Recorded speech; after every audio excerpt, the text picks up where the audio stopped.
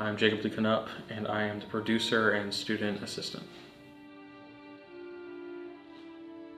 I have been the liaison between the faculty mentors and the student production team and the cast and everything. So anything that needs to go higher up than us, the team, or myself, I bring to them personally and get their feedback and relay it to everyone else. I've handled a lot of the behind the scenes work of helping get trucks rented to move things, making sure that we have all the materials that we need, managing the budget, most all the things that come with a typical producer role. My name is Robin Hall, and I am the artistic director of the Trials of Brian Hugo. So basically what my job is working with the cast and the production team to make one unified production. And that involves working in rehearsals, working with designers, and working with everyone else to kind of make one big unified thing. I like to think of the stage manager as being in charge of communication between the cast and the production team. Basically someone who knows everything that's going on, so either the cast or the production team, they can go to him and ask any question, and he'll be able to direct them to the right person if need be, or just answer the question. Basically almost like an access point of communication.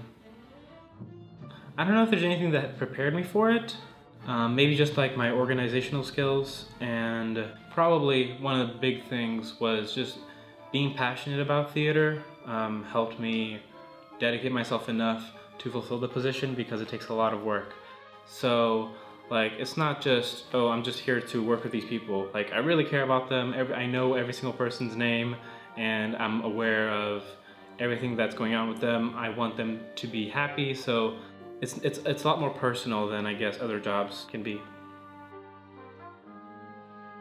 So typically a chorus master just works with the chorus of the opera, but for this specific show I taught all of the vocal music. So I worked with the chorus and with the principal characters. I didn't really have experience coming into an opera, but I did have the experience of like teaching and working with groups and doing warm-ups and like teaching music and all that. So I think it was definitely like really helpful to have that experience beforehand. Actually, none of them had been in an opera before, and operatic singing can be like really demanding. Vocal health was definitely like something kind of hard to maintain during such a busy season, so I was just encouraging them to make sure that they're taking care of themselves so that they can sound good and not hurt themselves and not get too tired. I really do think like all my stuff was front loaded, so like I had a lot of the work in the beginning because I was like teaching all of the music, but since we didn't have a lot of time, I was teaching music up until like show week basically. But also like I would help them with like vocal health and diction and like tips to give them, so really up until the show, and then Mason took it over as music director. My job is to oversee orchestration once it's been orchestrated, and be in charge of directing the orchestra and the actors on stage during performance and dress rehearsals. A lot of their stuff was weighted towards the very beginning, and aside from taking notes and like telling them what to fix during the dress rehearsal, everything else was my responsibility past that point. Instead of sing a song, pause, talk for a second, I'm going to sit down, sing another song, pause. It's one after another, and so it's keeping the orchestra accountable for what they need to do and keeping the actors on the stage accountable for what they need to do.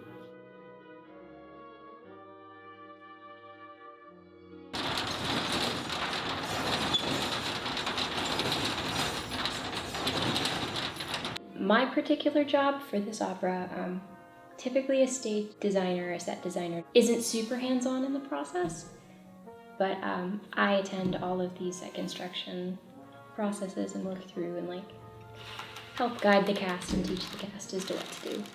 It was really fun because it's so different, and there's like a whole bunch of really different locations, so I knew I wanted to keep it really basic. Through that, we ended up changing ideas completely, but we ended up with more of like a German expressionism kind of feel, because that's just a super blank canvas that like Haley, our lighting designer, can really take and run with and do whatever she wants and not have to worry about interfering with the set. The lighting designer comes up with the ideas for the lighting to show the themes of the show. They want to set the mood of each scene, make sure visibility isn't a problem, but emphasize color and relationship and setting through the lighting. With our show, we have a very minimalistic set, so we don't get immediate, we know exactly where we are. It's more of a lighting helps set the scene. So when we're in the bar, it's very colorful, like there are neon signs shining from everywhere, and that's kind of what a lighting designer would do, is set the tone. So it's a lot of figuring out what it would look like in real life and making it artistic. During the production of the opera, I was the costumer. So I got to look at all of the character profiles that I had, built with the writing team as a writer.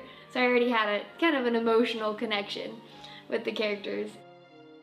We have a huge supply in the scene shop in the arts annex of tons of costumes from years and years of productions.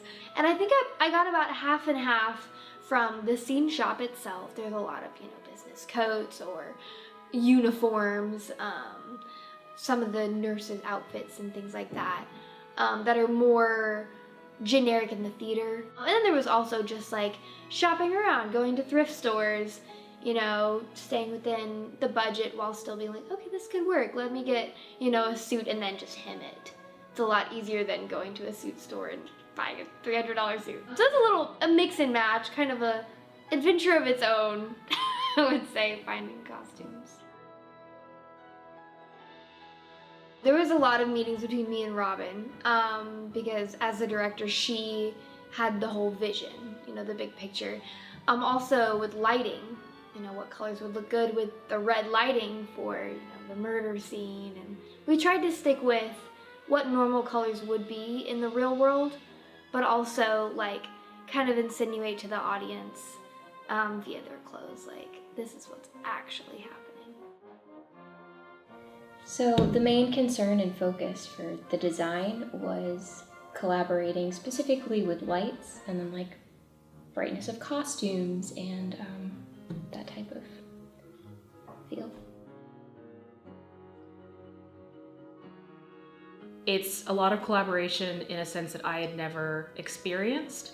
There were times where I would understand something so clearly in my head, and it was really hard to translate that to other people, and that would cause not necessarily friction, but it would be a miscommunication. And I think that you start to learn to work with the team instead of trying to always get your way. I think that's one of the best parts, is that it's such a collaboration that has a lot of different perspectives that has kind of meshed into something that is beautiful and really, really good. The purpose behind it is to really let students delve into the practical fields that they want to be a part of.